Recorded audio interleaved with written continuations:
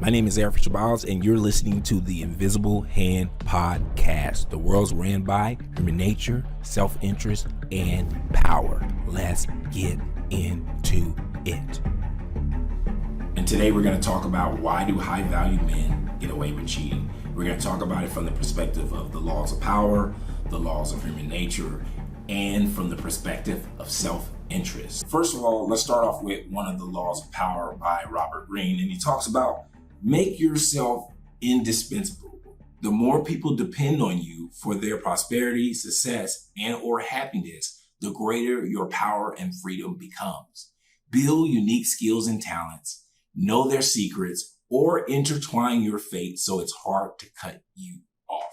Now, this law of power by Robert Greene pretty much sums up in a nutshell the real reason why high-value men usually get away with cheating. And the simple fact is they're providing so much value that women are willing to compromise and overlook a man cheating. Now, does that mean that if you make a lot of money and you're successful, you should automatically want to cheat? No, there's downsides to it, right? There's your own character and morality you have to consider. But I'm just here to explain at a fundamental level why high-value men usually get away with cheating. And a lot of times the woman don't leave for 5 years, 10 years, 20 years.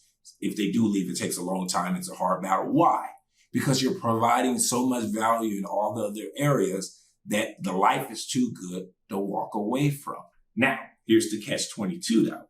The catch-22 is this, that even though you provide a lot of value for these women, a lot of men think because they're a high-value man, maybe they make $1 million, maybe that they have a lot of clout, that these women are not leaving because they're so into them.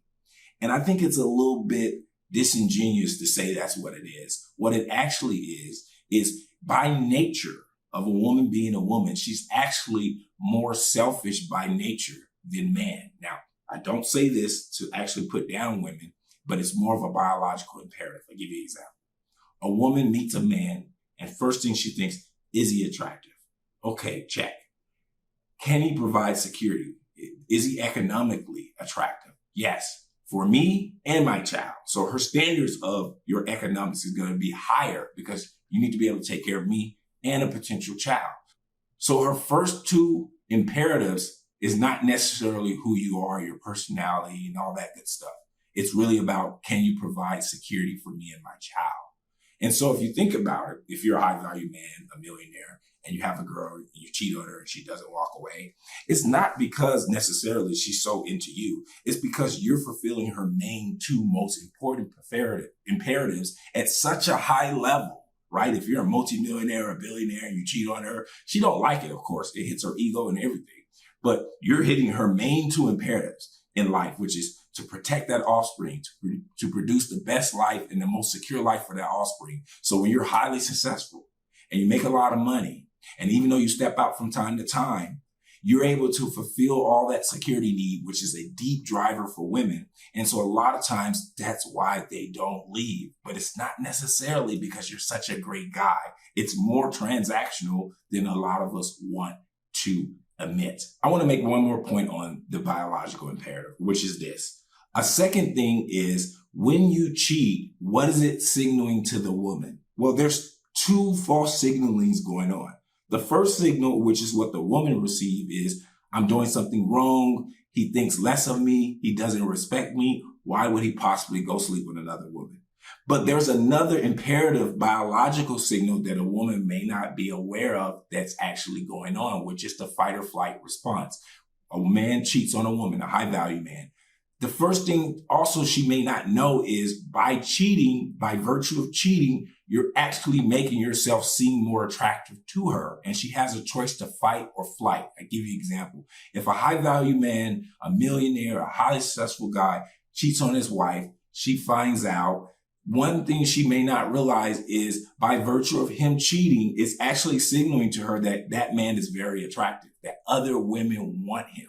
So unconsciously, it's signaling to her that I have something valuable and I better fight for it and hold on to it because him being able to cheat means he's valuable. And so a lot of times women get into this fight or flight response where they either feel like they have to leave or double down and argue with the man and eventually stay with the man or fight for the value. And that's what happens a lot of times when high value men step out.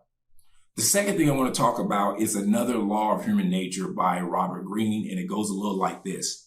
Law of gender rigidity. All of us have both masculine and feminine qualities. We repress some of them to play the role expected by society, thus losing vital aspects of ourselves. Be aware of the 6 common gender projections that we project onto people of the opposite gender.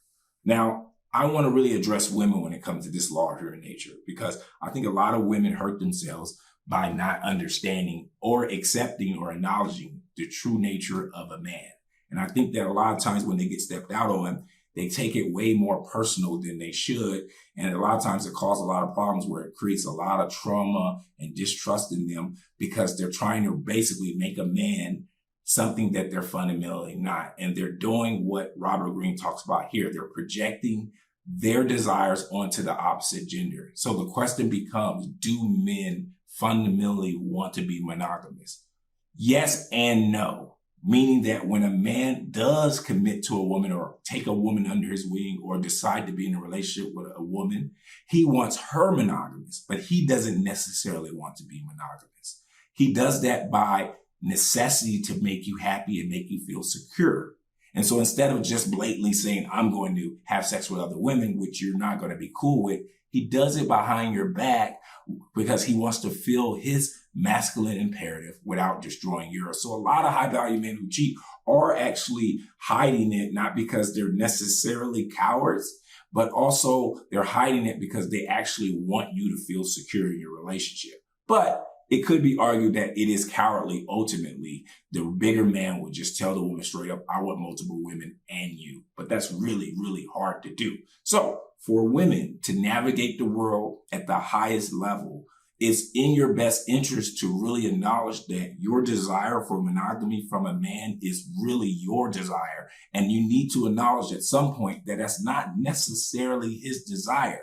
So when he does cheat, you'll be able to handle it better because you are already prepared and understood a man's nature. I want to challenge women out here today is to actually have this conversation with your man. Instead of going through your whole life assuming that's what he wants and he doesn't tell you that, you should just straight up ask him and you should push the issue. Now, I know a lot of y'all might think, hey, that might destroy my relationship, but I think it'll make it stronger because when you actually get to talking about it, he'll start telling you and expressing his true desires and you won't be surprised or blindsided. The last thing I want to talk about is self-interest. And this is very important because I believe the entire world is ran by self-interest. And when it comes to relationships between men and women, we're all ultimately acting in our own self-interest. I would go even farther to argue that love is a selfish act that's only based on self-interest. I'll give you a small example of that real quick. So for instance, a lot of us think we're in love with our partners, right? But in actuality, if you really had to break it down, what is love actually? I believe love is no more than another human being meeting your most fundamental, deepest desires and needs, where you feel connected and fulfilled. And because you emotionally feel connected and fulfilled, you project that feeling that you're getting of getting your needs met onto the other person and say, this person I'm in love with because I feel this way. But in actuality, in my personal opinion, love is merely a process. What do I mean by that? That means that if you meet another woman or another man who generally you're attracted to and generally have a good personality, you can be in love with anybody. Once you go through the process of connecting and actually giving those other people what they need, maybe he gives you attention, he gives you security, he asks you how you're doing. And over time, all of those processes equals to you feeling secure and fulfilled. And you project that feeling onto your partner and say, I'm in love with that person. But in actuality, all that person did was meet your needs. Now you feel in love. You feel fulfilled. But do you actually love that person? Or is it just because that person met your needs? Meaning that technically it's not that person you're in love with. You can go through this process with anybody that meet certain criteria. So technically you could be in love with anybody and there's nothing particularly special about that person. That's my personal opinion about it. I know a lot of women and men may not like that, but I believe it's nothing but an acting out of self-interest, this whole idea of love. So let's get to the main point of all this. The main point is when men step out, They're acting in their self-interest and their natural biological imperative to sleep with as many women as possible. And the reason women don't like it is because it goes against their biological imperative, which is to lock down the best man for children. And so it goes against their sense of security because that means that she haven't done her biological imperative, which is to lock you down. So I got a great analogy for this. It's this. The masculine imperative is to be unattainable. Unattainable meaning sleep with as many women as possible. And the feminine imperative is to obtain the unattainable, which means that let me find the best man, the man sleeping with a whole bunch of women that everybody wants, and obtain him, secure him, and lock him down where he can protect her and her seed. Okay? So what this called is an adversarial system. What is an adversarial system? What is the goal of an adversarial system? Well, the goal of an adversarial system is to optimize for the best result or outcome. Give you an example. The judicial system in the United States is based around an adversarial system. You have the defense and the prosecution, and they hammer it out. And at the end of the result, it optimizes for getting to the closest truth as possible. That's an adversarial system. They use it in machine learning. They use it in machine vision. But on the most fundamental level, the biggest, most ancient adversarial system of all is Darwin's natural selection adversarial system of sexual selection, which is essentially what you're seeing here. You're seeing very attractive men sleeping with a lot of women.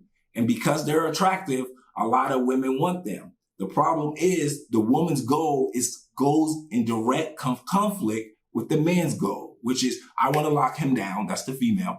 And the man's goal is I don't want to be locked down. I want to have sex with a whole bunch of women. And as a result of that, women are going to only end up mating with men who have the best genetic traits to create the next generation. So once you understand the adversarial system, and I know this is hard to explain, especially to women who are emotional, they're not going to accept men cheating because of the adversarial system. But once you understand that these things are in play, and you have a clear view of the world, you could be less offended by a man stepping out on you females. And for men out here, be aware of your natural inclination to want to do these things for you can better understand yourself.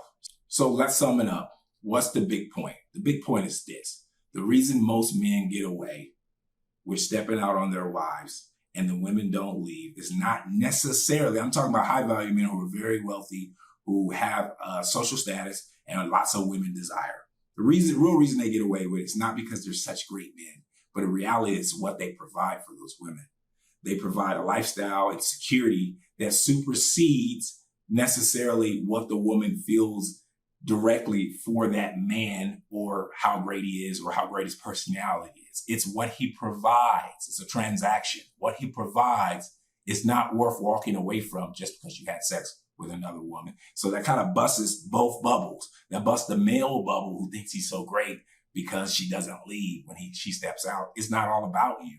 It's the transaction and what you provide for her, the reason she doesn't walk away. And then also want to bust the woman's bubble to understand that when he steps out, fundamentally, if he's a good man and he does care about you and he does do what he's supposed to do, it's not such a grievous act. Now, I personally believe that in the modern world, because we don't live based off of biology and we have consciousness and we have modern societies, that the best, most optimum thing to do, which is very challenging, very hard, is to tell a woman straight up, hey, look, we've been married. I need other women, and work out a deal. It takes courage. You have to be willing to lose the woman to tell her this, but I think that's the most optimum, most manliest, and most masculine thing a man can do. And I'm going to leave it at that. This has been the Invisible Hand Podcast.